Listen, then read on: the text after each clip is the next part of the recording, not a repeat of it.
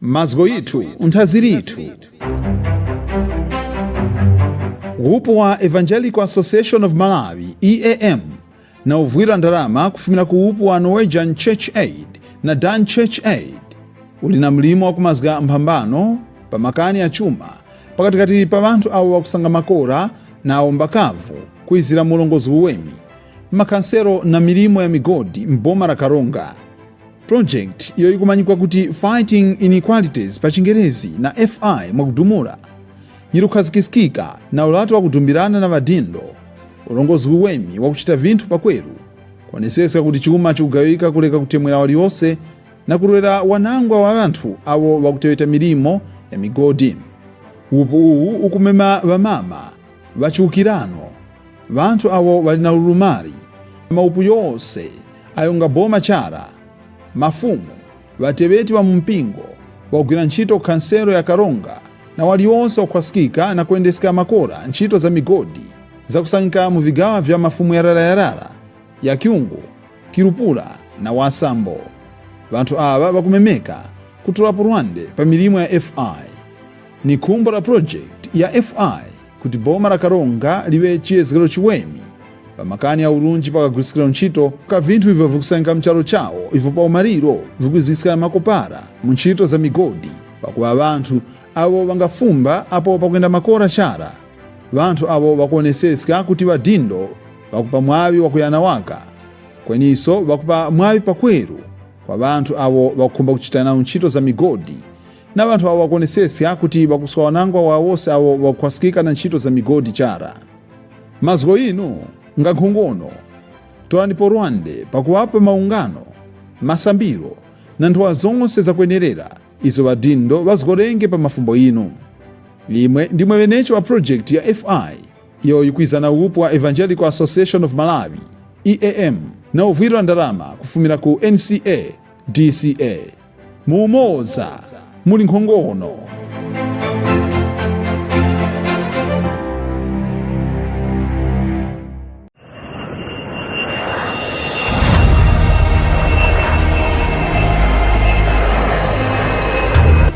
Company that all outstanding business from the previous meeting of Parliament should be carried forward to this meeting.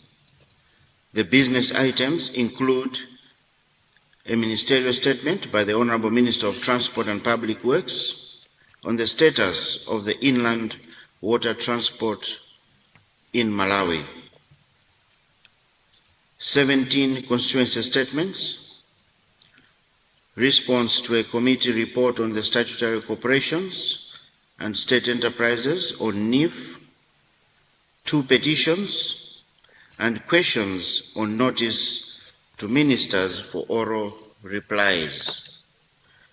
With regard to questions and constituency statements, the Business Committee resolved that the Secretariat should contact the honourable members who had outstanding constituency statements and questions for them to indicate if their business items are still valid for this meeting of Parliament. In this regard, the members concerned are urged to accordingly advise the Secretariat if they have not yet done so. B. About new business. The Business Committee noted that so far the Office has received 6 statutory reports and 15 pieces of subsidiary legislation as new business. The Leader of the House informed the Business Committee that government will circulate new bills in the course of the meeting. In addition, committee reports will also be presented to the House once adopted by various committees.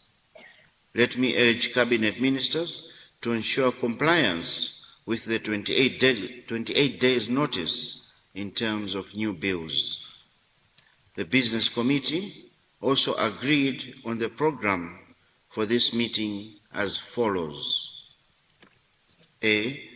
During the first week of the meeting, the House will consider the following business items: ministerial statements, statutory reports, subsidiary legislation, committee reports, delegation reports, constituency statements, private members' motions and petitions, plus questions to ministers for oral replies.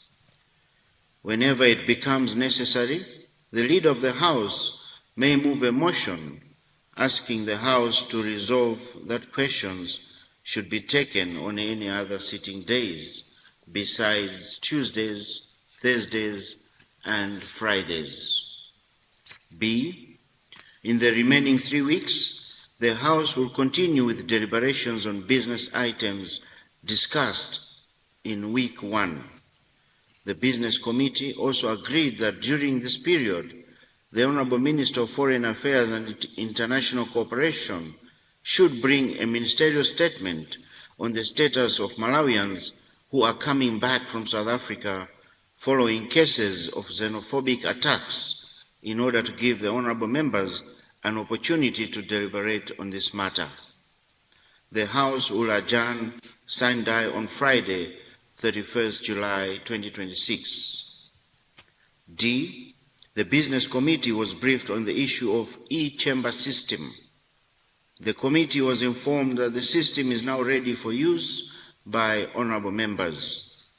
I am sure that all honourable members have undergone a refresher course on the use of the system, which was conducted from 4th to 6th July 2026, and that honourable members are now ready to use the system. E. The Business Committee also discussed the issue of members' absenteeism during parliamentary meetings. The Business Committee noted with concern the continued absenteeism of some honourable members from committee and plenary meetings, despite those members having received allowances to attend the meetings. I wish to inform the House that my office is monitoring this development with keen interest, and I will be taking appropriate action against the perpetrators of this misbehavior. In this regard, let me urge honourable members to ensure that you attend all parliamentary meetings, and if you have any challenges preventing you from attending those meetings, you are always expected to seek leave of absence from my office through your party whips. May I also therefore appeal to all party whips to ensure that their respective members do attend Parliament meetings and should report to my office all their members who do not adhere to this rule for me to take the appropriate action against those members. F. The Business Committee also noted with concern the tendency by some members who solicit external trips with the aim that my office should support them. In this regard, I wish to inform the House that from now onwards, my office will only support the budgeted parliamentary trips in line with austerity measures. On this note, I also wish to remind all honourable members to seek leave of absence whenever undertaking any international travel. Honourable members, let me take this opportunity to inform the House that my office has provided guidance regarding the planning and coordination of committee work. I have so far noted with concern the way committees have been organizing meetings with external stakeholders without following laid-down procedures.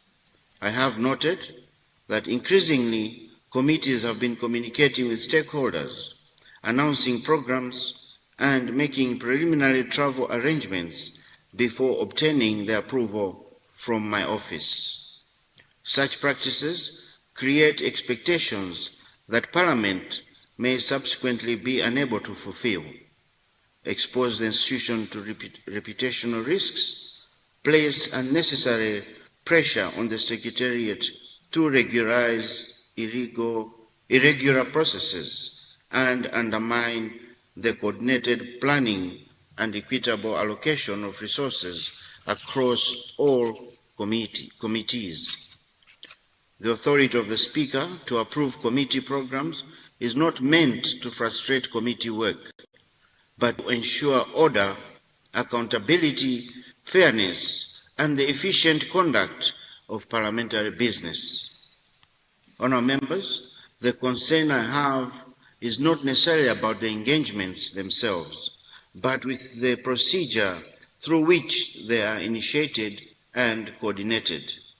In this regard, I wish to urge all honourable members, and particularly committee chairpersons, to ensure that no commitments are made to external stakeholders, nor any field visits or related engagements are arranged before seeking approval from my office.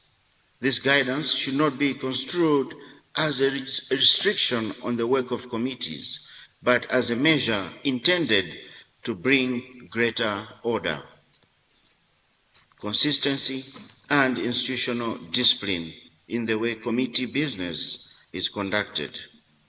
My office remains fully committed to facilitate parliamentary work, including committee meetings, and I have utmost confidence that through our collective adherence to established procedures, we shall continue to strengthen the effectiveness of our oversight function and the credibility and dignity of Parliament.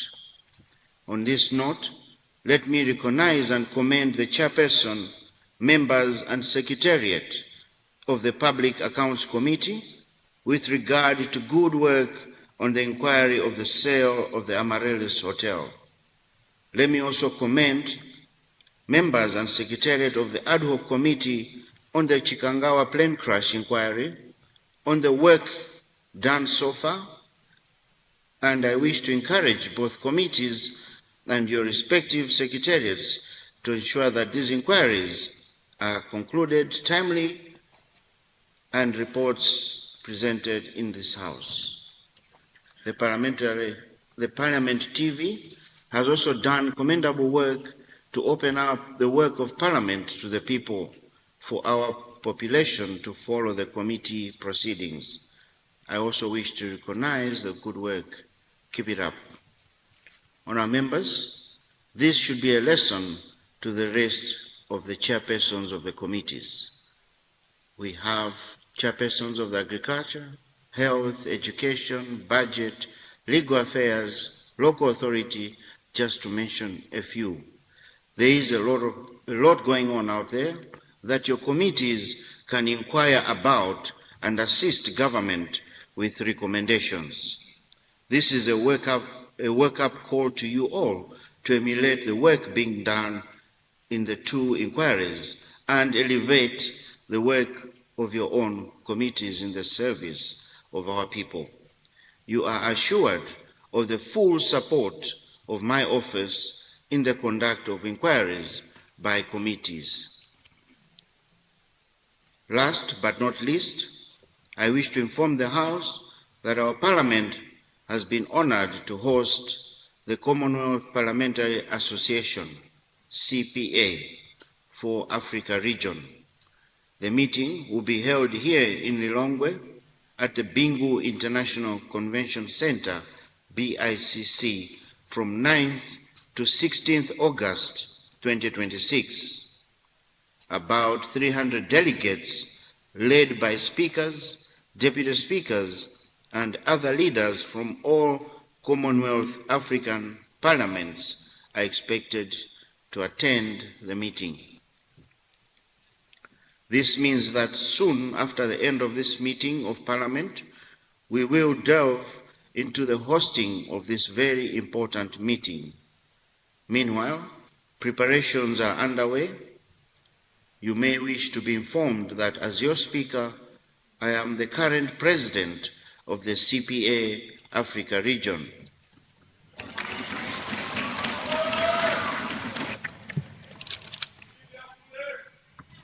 You may also recall that as Parliament of Malawi, we have recently been chair of its executive committee until August 2025. Honourable members, this marks the end of my communication.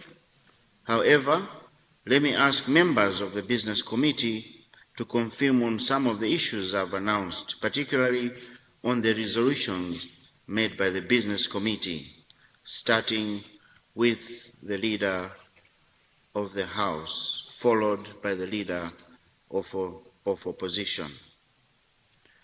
On a sad note, I wish to inform the House that during recess, we lost two former members of the House, Honorable Jones Chingola and Honorable Henry Mpofu Shawa.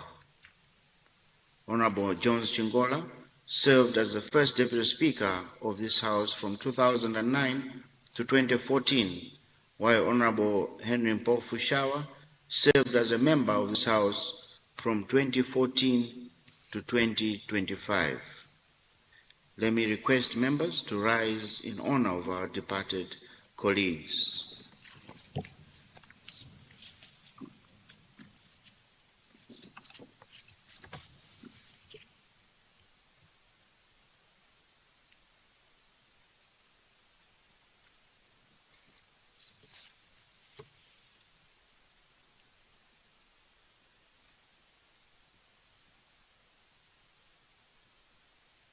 May their souls rest in peace. I will now request the Leader of the House and the Leader of the Opposition to confirm the resolutions of the Business Committee that I have communicated. Leader of the House.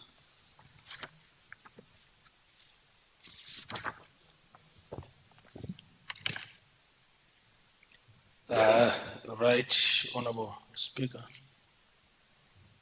I indeed rise to confirm that the communication that you've just made was indeed what transpired during the Business Committee that met last week, Wednesday. I thank you, Right Honorable Speaker. Thank you. Leader of Opposition.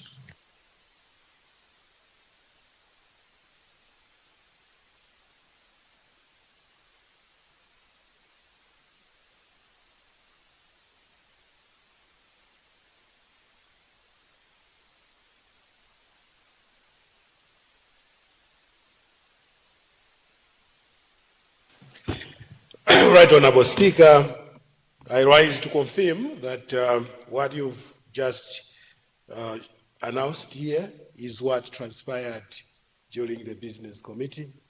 Right Honorable Speaker, I submit. Thank you, Leader of Opposition. Leader of the House, your guidance.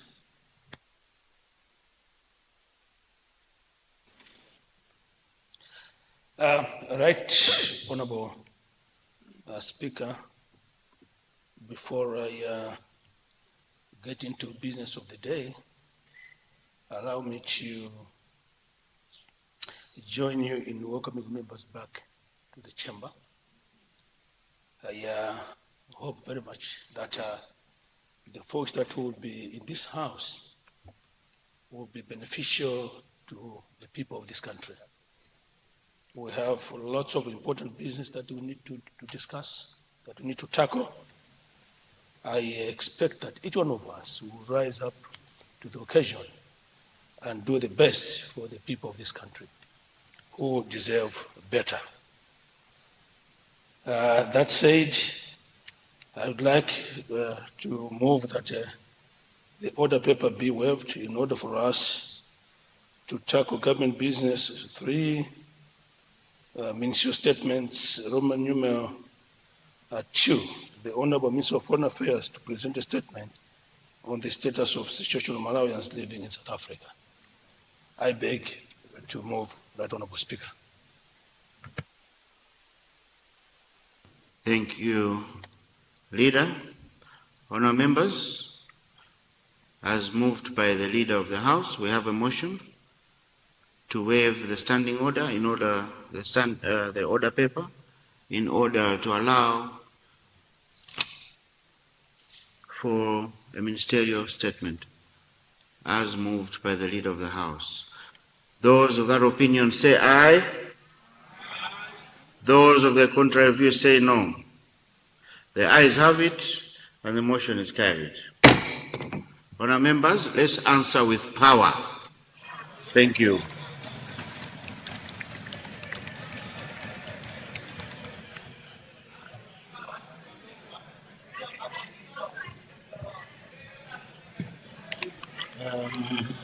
Government business.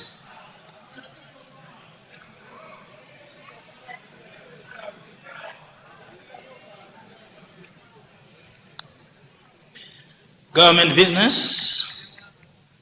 Item A, ministerial statements. The Honorable Minister of Foreign Affairs and International Cooperation to present a statement on the state of the situation of Malawians living in South Africa.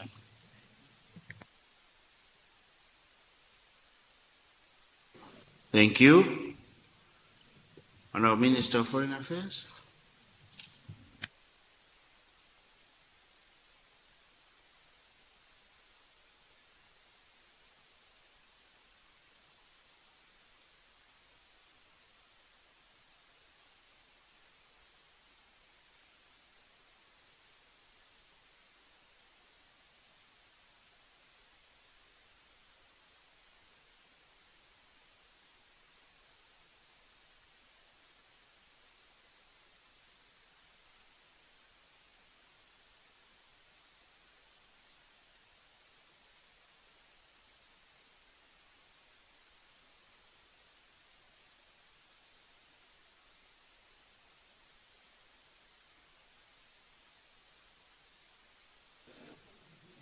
Okay.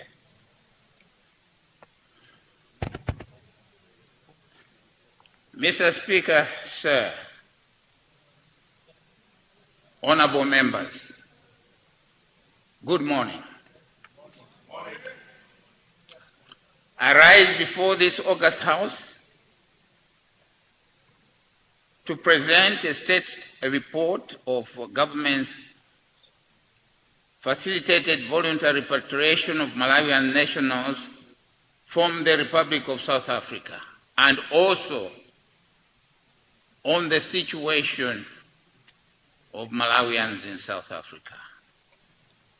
This is following the outbreak of anti-migrant demonstrations and vigilante violence in that country, and to seek the support and resources of this House to sustain and to conclude the exercise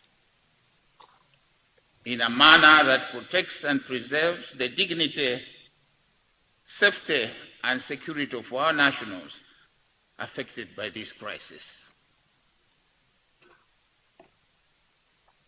Mr. Speaker, sir, honorable members, the Republic of South Africa hosts the largest concentration of Malawian nationals outside our country. The majority of our compatriots there are employed in the informal sector and in the lower bracket of the labor force, in agriculture, construction, and retail. The majority of them reside in townships, farms, and informal settlements, often alongside South African citizens, a proximity that has historically rendered them vulnerable to anti-foreigner sentiment. The crisis that has unfolded since last April this year is the most severe to affect Malawians in many years. From late April 2026, organized vigilante groups, including one calling itself the March and March Movement, and later joined by Operation Dubula, and other local groupings, began threatening, physically attacking and displacing foreign African migrants across South African provinces. The Eastern Cape and KwaZulu-Natal were the initial flashpoints. In St. Francis Bay, approximately 270 Malawians were given a 7-day ultimatum to vacate the area. In Harding Town, KwaZulu, Natal, 147 Malawian nationals were barred from their workplace for over a month, leaving many destitute and facing eviction. Unfortunately, a significant number of the affected nationals held expired travel documents or had none on them and lacked the means to fund their own return home. By the end of May and through June, the violence had spread further to various areas in the Western Cape, Free State, and Gauteng provinces. Mr. Speaker, Sir, honorable members, as the situation escalated, the Department of Disaster Management Affairs, DODMA, activated its emergency response plan. An interagency task team comprising officers from the department, my ministry, and the Ministry of Health and Sanitation was dispatched to the Republic of South Africa to augment the efforts of our mission in Pretoria and consulate in Johannesburg, which had been inundated with distress calls from affected nationals. Government of Malawi, through the Malawi High Commission in Pretoria, facilitated the repatriation of the first group of distressed nationals, 154 in number, from Mossel Bay in the Western Cape, who returned home on 8 June 2026.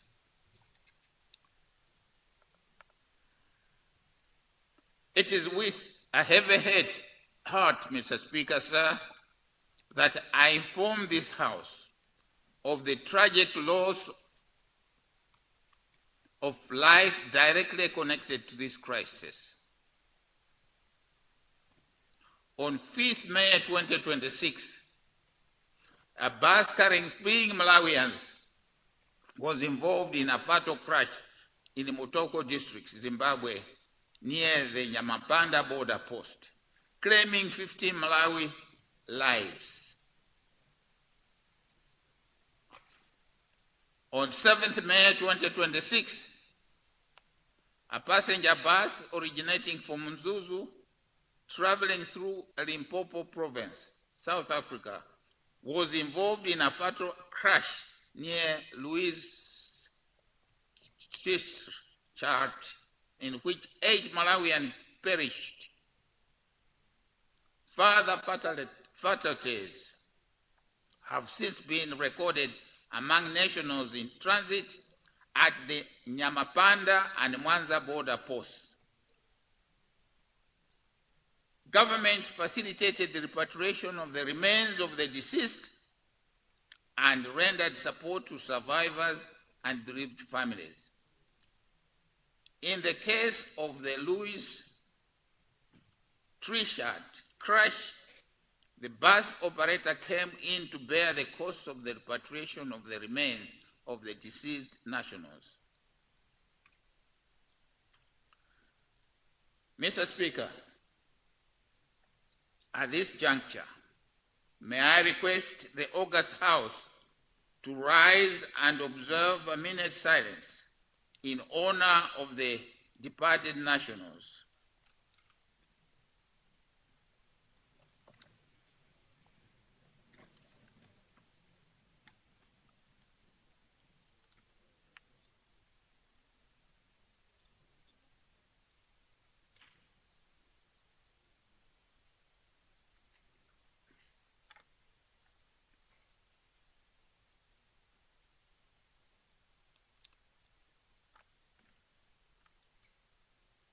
Thank you.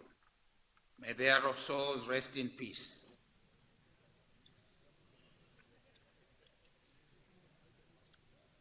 Mr. Speaker, sir,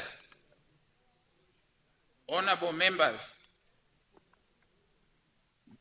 by early June, an estimated 10 to 15,000 Malawian nationals, many of them women and children, had gathered at a temporary shelter at Sherwood Hall in Durban, seeking assisted repatriation, even as South African authorities pursued parallel deportation proceedings through a dedicated fast-track court established in Durban.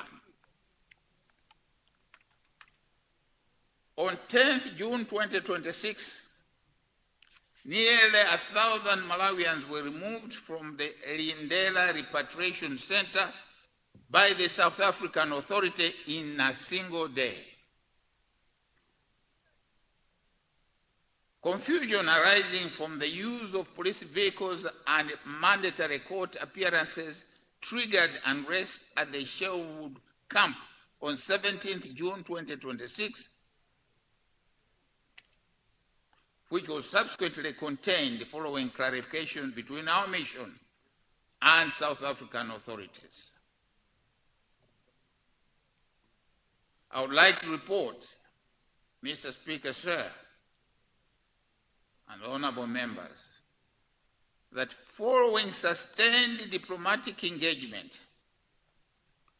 by the Malawi government and on the ground in South Africa by the Malawi High Commission through the South Africa Department of International Relations and Cooperation, on 19th June 2026, the South African Department of Home Affairs changed its approach from deportation to supported voluntary repatriation. Under this arrangement, our nationals are now only required to submit fingerprints and complete a simplified exit form without further court appearances. I should hasten to mention, Right Honorable Speaker, that the South African government has, out of its own volition, supported the voluntary repatriation process with buses to accelerate the process. The government has also, in an extraordinary manner, availed expertise and officers to expedite the fingerprinting, escort, and clearance process of the masses that are currently returning home. The government of Malawi, for its part, deployed approximately 55 buses to ferry returning nationals from the Mwanza border post, with receptions initially coordinated at Kamuzu Stadium in Blantyre, and since 25th June 2026 at Joyce Chisulo Stadium in Mwanza. I have been to both places to receive them and to assure the returns that they have returned home, and that this government will do everything. The government of Professor Arthur Peter Mutharika will do everything possible to ensure that they are received and they have something to do at home. However, I would like to mention that the responsive shift in the reception center from Kamuzu Stadium in Blantyre to the Mwanza Stadium, Joyce Chisulo Stadium, has enabled a faster turnaround of the processes, hence enabling our returning nationals to be processed faster upon reaching home. I should also acknowledge the support and assistance rendered by the various non-governmental and community organizations in South Africa, without which our nationals would have suffered more given the crisis conditions which they had to persevere. Here at home, government through DODMA has continued to receive support from corporate sector, individuals, and NGOs. I should also take this opportunity to thank a number of individuals and organizations who gave money to facilitate the speedy movement of the buses, or to the release of buses to bring the people here. At the appropriate time and upon reconciliation of the support received, the DODMA will inform the nation accordingly the assistance we received from the individuals concerned. Mr. Speaker, sir, honorable members, let me inform this House that the number of nationals seeking assisted repatriation continue to rise, notwithstanding the numbers already processed. In recent weeks, a further dimension has emerged, with over 700 plus Malawians having crossed into Mozambique through informal routes ahead of the 30th June deadline set by vigilante groups, and are currently in Maputo awaiting onward repatriation. Our mission in Maputo reports an exponential increase in the number of nationals arriving from South Africa through this route. According to DODMA, as of July 2026, an estimated total of 30,000 nationals are reported to have returned home. I repeat, according to DODMA, as of 6 July 2026, an estimated total of 30,000 nationals are reported to have returned home. We are therefore indebted to the generous efforts of the government and people of Mozambique extended to our nationals at the hour of need. This has included food and emergency assistance, transportation, and security to the affected nationals. We shall forever remain grateful for this support. Mr. Speaker, sir, honorable members, government's diplomatic response to this crisis has been robust and sustained as follows. Firstly, in May 2026, I personally, through my ministry, invited the South African High Commissioner to Malawi to convey government's grave concern and to call for the immediate protection of our nationals. Secondly, on 11th May 2026, in my capacity as chairperson of the SADC organ on politics, defense and security cooperation, I led a high-level consultative ministerial organ, Troika, engagement in Nairobi, Kenya, together with the United Republic of Tanzania and the Kingdom of Eswatini, and together we engaged with our South African counterpart to press on for a coordinated regional response to the crisis. Third, on 24th June 2026, I held a further bilateral engagement with Honored Ronald Lamola, MP, the South African Minister of International Relations and Cooperation, which secured South African commitment to stabilize the situation and to facilitate an orderly and dignified repatriation process. And fourth, His Excellency Professor Arthur Peter Mutharika, President of the Republic of Malawi, has also personally engaged His Excellency President Cyril Ramaphosa of South Africa on this matter. Malawi is further consulting at this moment with the SADC organ troika, with the concurrence of the Republic of South Africa, for SADC to undertake a structured engagement with South Africa on the developing situation in the SADC member state. Our missions in Pretoria, Maputo, and Harare, and consulates in Johannesburg and Tete remain in constant engagement with host authorities in South Africa, Zimbabwe, and Mozambique to secure safe, dignified, and orderly transit of our returning nationals.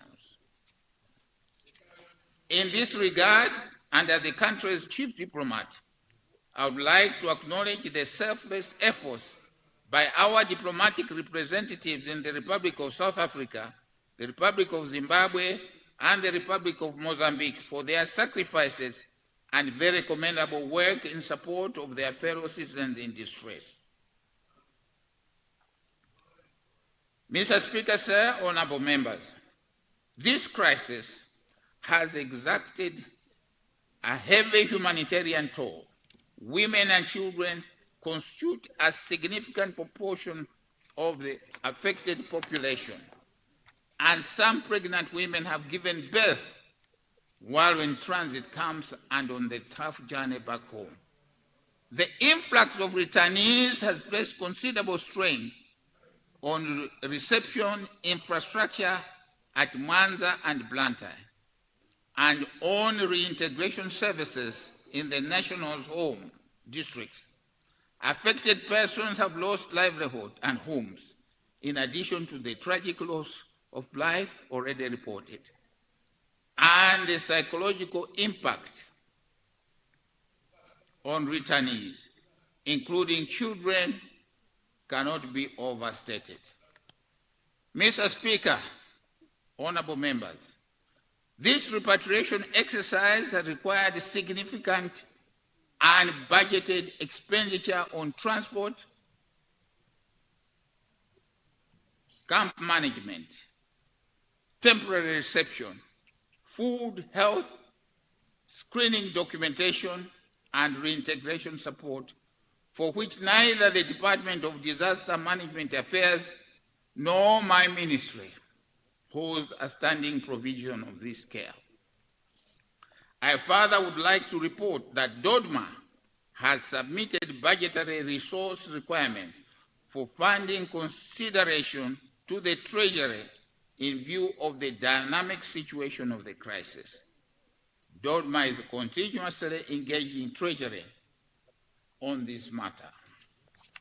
I therefore would like to appeal to this honorable House to consider and support the expeditious release of the resources required, and to note that our missions in Pretoria, Maputo, and Harare, our consulates in Johannesburg and Tete, and the reception point at the Mwanza border post all require additional personnel to cope with the volume of work generated by this crisis.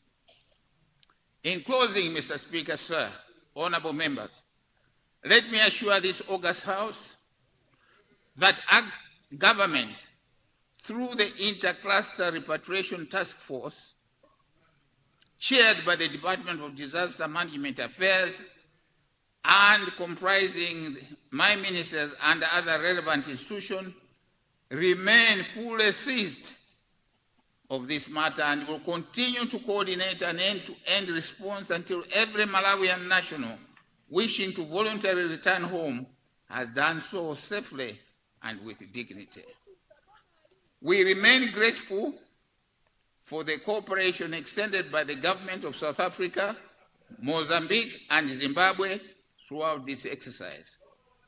Government will also develop an exit plan and a standing contingency framework to guide our response to similar emergencies in future, and will keep this House updated as the exercise progresses towards its conclusion. Mr. Speaker, sir, I thank you all for your attention, and I look forward to the support of this honorable House. Thank you, Mr. Speaker, sir.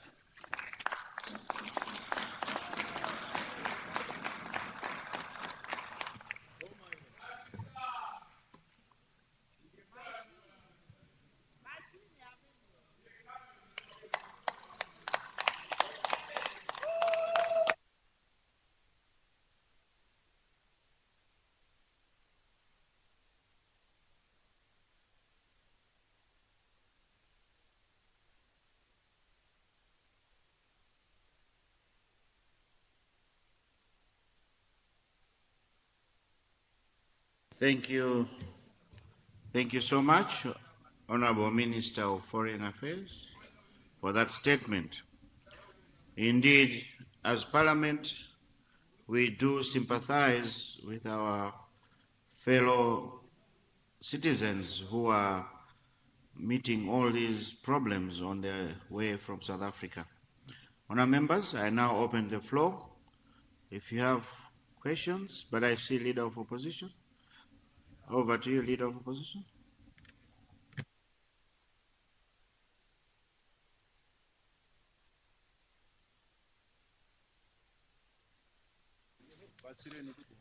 Thank you very much, Right Honorable Speaker. Right Honorable Speaker, where is now, because it was this very morning that I was engaging the leadership from the government side, because I wanted also to come in, either using Standing Order 13, but however, I was assured by the Honorable Minister of Foreign Affairs that he would be presenting a statement that he has presented. So allow me, Right Honorable Speaker, that I add my voice on the statement that the Honorable Minister has presented before the House. I don't know whether I am audible. Hello. Please, go closer to the mic and speak up, Leader. I need you to speak with power. Like this? Hello, Honorable Speaker. Am I audible enough now? Right Honorable Speaker, I stand this morning, Honorable Speaker, very disappointed, wounded, and concerned by the continued xenophobic attacks in the Republic of South Africa, as highlighted by the Minister.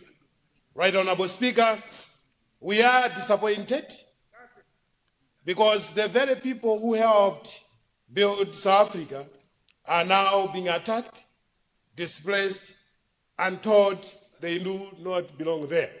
But I would like to draw your attention, Right Honorable Speaker, and the House, number one, on our shared history and contribution. Right Honorable Speaker, from the year 1967 to 1990, this government had a program with the government of South Africa called TEBA, the Employment Bureau of South Africa. Malawians went to South Africa under this bilateral agreement, and our fathers and brothers worked in the gold mines of Watersrand in Johannesburg, Landfontein, Springs, Kruisberg, and in the gods of Free State and several other places in South Africa, including Mpumalanga. Their labor dug the gold that built Johannesburg Stock Exchange. Their sweat powered South Africa factories and railways. Their remittances back home built schools, clinics, and homes across Malawi. Not only did, Mr. Speaker, sir, we worked in mines. Mr. Speaker, sir, we built families. Malawians men married in South Africa, and they gave birth to South African grandchildren. And today, thousands of people of Malawians' descent were born in South Africa. Mr. Speaker, this is the only country some of them know as their home. Some of these Malawians by descent there, Mr. Speaker, sir, are serving in the political system. They are in the civil service and private sector. And some of our own now occupy high positions in that country. To tell these citizens to go back to Malawi is a violation of their human right. We contributed the very seed, so Right Honorable Speaker, that helped build and beautify South Africa. Right Honorable Speaker, we also stood with South Africa in its liberation struggle. Clement Kadari, for instance, one of our own from Malawi, assisted the African National Congress and was imprisoned on Robben Island for that cause. Right Honorable Speaker, one of the sons of this country, Honorable Yatuta Chisiza, hosted Oliver Tambo, one of the statesmen in South Africa, in the very same country during the apartheid era. Mr. Speaker, sir, we gave South Africa a refuge. We gave South Africa solidarity. Our blood is in South Africa's freedom. Therefore, we share quite a lot of history and contribution. Secondly, Right Honorable Speaker, I have a direct message to the government of South Africa.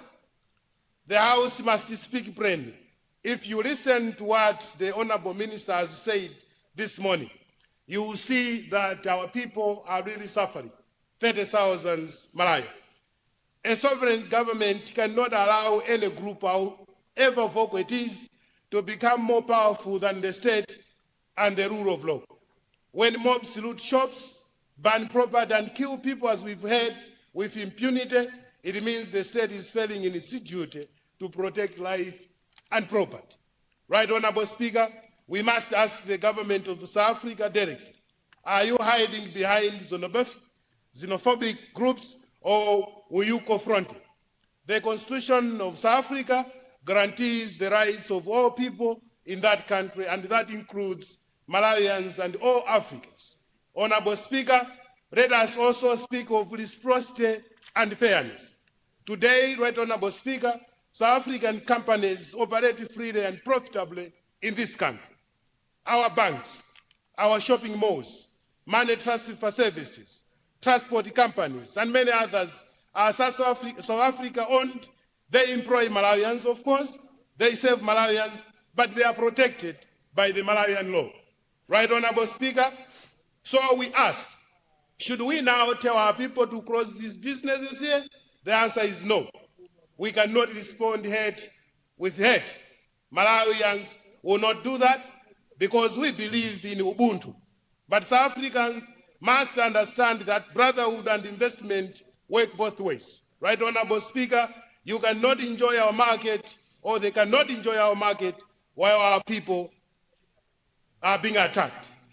Number three, Right Honorable Speaker, human costs, our detaining brothers and sisters. I have really appreciated what has been included in the ministerial statement presented by the Honorable Minister this morning. The images that are coming from South Africa are very painful. Just last evening, I watched a clip, I think one of the MP's forums, where a young girl is actually complaining. And if you hear and listen to that clip, you would actually see that our people are in deep pains. Right Honorable Speaker, families are fleeing with only the clothes on their backs. Some are returning with young children who are entirely innocent, yet have become victims of circumstances they did not create. These children were born in South Africa. They speak South African languages.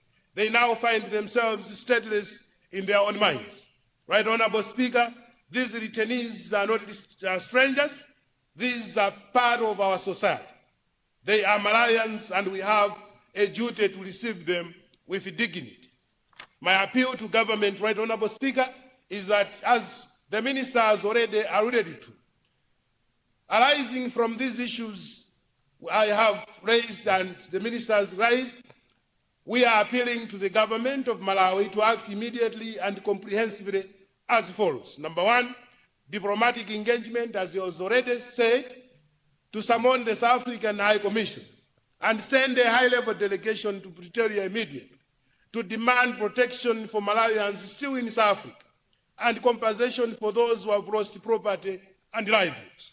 Number two, the National Resettlement Program. We need to establish a task force under the Department of Disaster Management Affairs, DODMA, and the Ministry of Homeland Security to provide land for settlement, temporary housing, and transport from the border to home districts. Number three, cushioning measures. We need to provide immediate food and non-food items free healthcare for returnees, fast-track school placement for their children, psychosocial support and startup grants for traders and artisans. Number 4, data and documentation. We need to work with chiefs and consuls to register all returnees so that no one is left behind. Number 5, regional action. Just as alluded to in the ministerial statement, we need to push through SADC and the African Union for a regional protocol that criminalizes xenophobia and protects migrant workers and their families. Honorable Speaker, we must budget for this. We must treat this as a national emergency. In conclusion, Right Honorable Speaker, I will talk about One Africa. As I have always indicated in this House, that I promote one Malawi, one people, and one nation. That is extended globally, but also regionally. Honorable Speaker, Africa will not develop if we fight each other. Our borders were drawn by colonial imperialists, but our blood and our marriages, our labor, and our struggle are intertwined, as I have indicated about Yatuta Caesar and Clement Kadari. Right Honorable Speaker, South Africa must remember that Malawi helped build it. Malawi married into it, and Malawi hosted its leaders during their time of need. Malawi is part of South Africa, and therefore South Africa must respect us, and Malawi in turn must embrace its own. Right Honorable Speaker, in the spirit of one people, one continent, and one Africa, I thank you for your attention. Thank you very much, Right Honorable Speaker.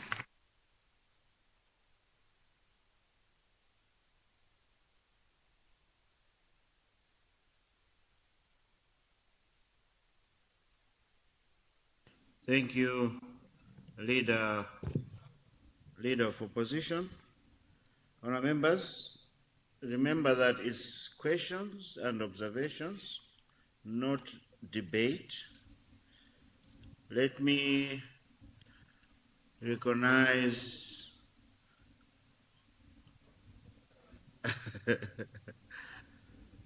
cool. Honorable members, let me recognize Lilongwe Likuni and Lilongwe Mpenu. Get ready after Lilongwe Likuni. Ghetto Prestige.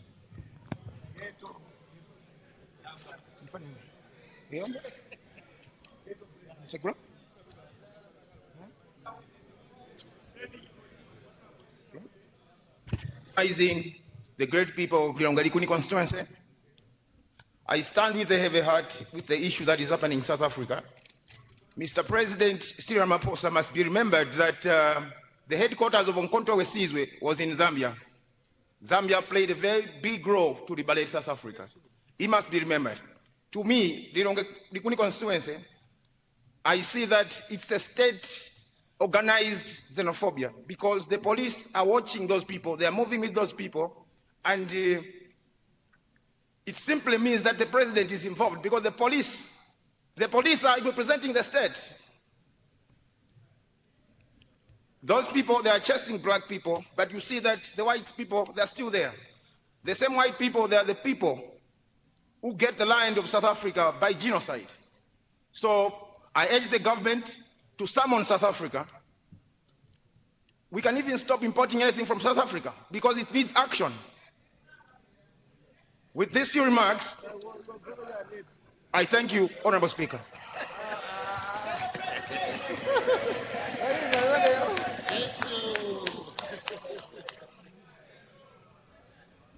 Thank you, Lilongwe Likuni, for your views. Let me now recognize, I had already recognized, is it Lilongwe? Was it Lilongwe Mpenu? Yes, please proceed, Honorable.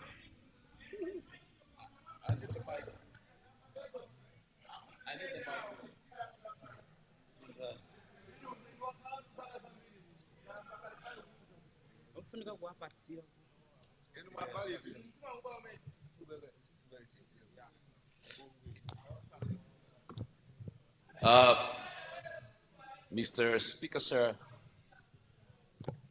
let me take this opportunity to thank you for granting the people of Lilongwe an opportunity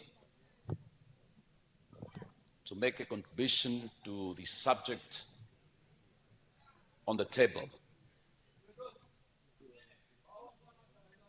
Mr. Speaker, sir, our people in South Africa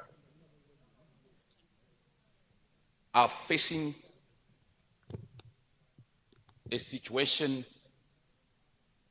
that is very, very deplorable. And let me commend the action being taken by government at the moment, though the good could have been better, and the action being taken by individuals like NKHANI to ease the problems that our people are facing. Mr. Speaker, sir, in order to appreciate the magnitude of the problem at hand, one needs to understand the gross national product formula, GNP.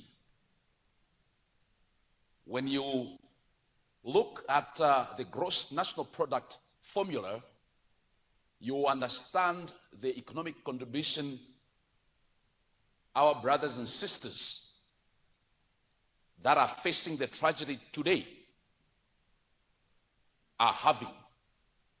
If we take the figure of 30,000 Malawians that are facing the assisted repatriation, as it has been termed, and then you assume that each one of them is making a contribution of 10,000 rands in a year. That's a lot of money, Mr. Speaker, sir. Although these people are being employed in the lowest of the economic ranks, but their contribution to Mother Malawi cannot be underrated. The more reason why all of us need to be concerned with what is happening. It is sad, Mr. Speaker, sir, when you look at the historical background of the nation of South Africa, that today other nationals are being chased like dogs. Like it was stated when South Africans were fighting the apartheid regime, all African countries rallied behind them to fight the apartheid regime. As a matter of fact, Malawi's contribution cannot be underrated.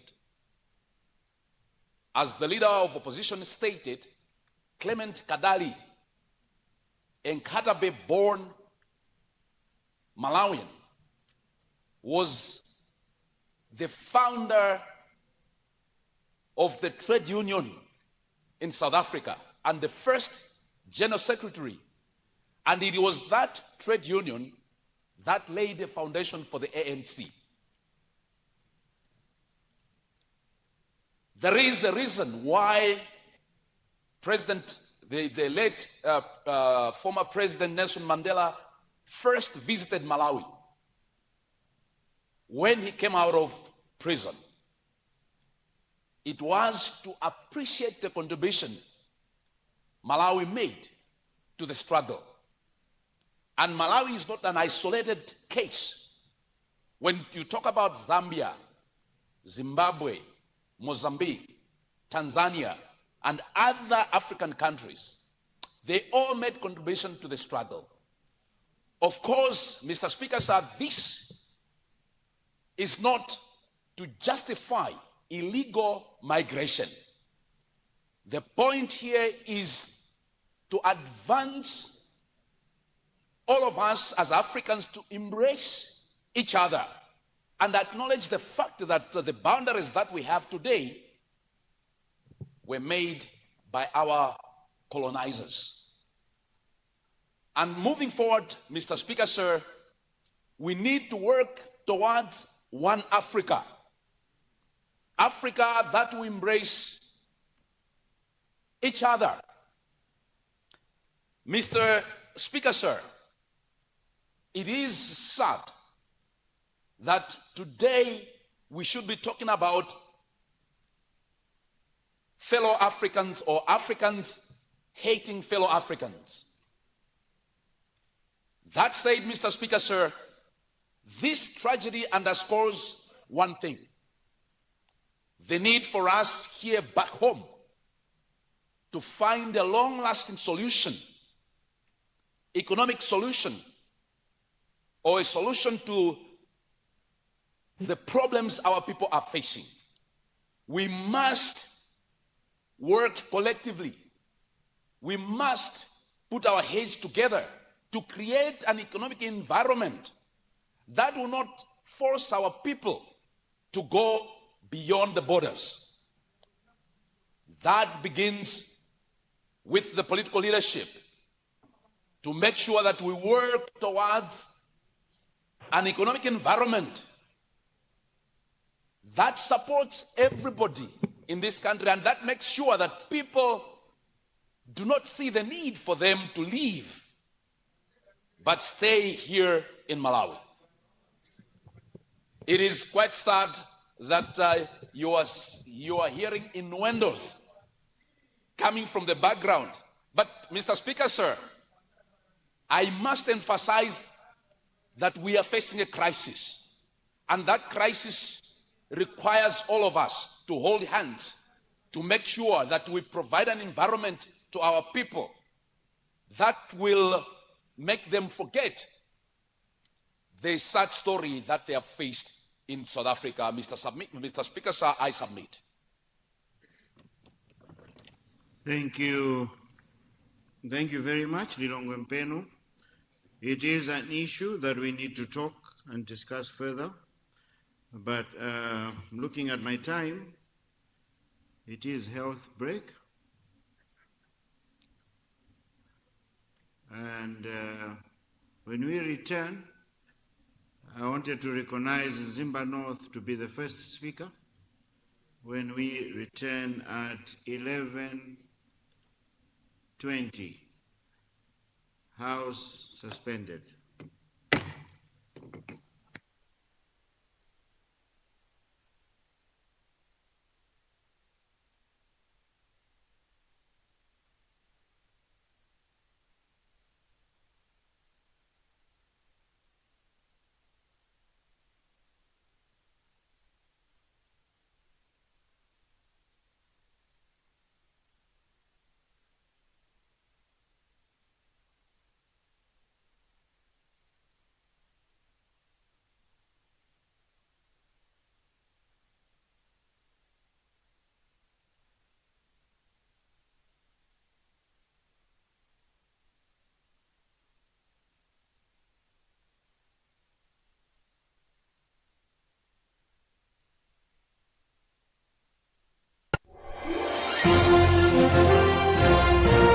Luntha Television stands as an autonomous faith-based broadcaster with a national and international reach.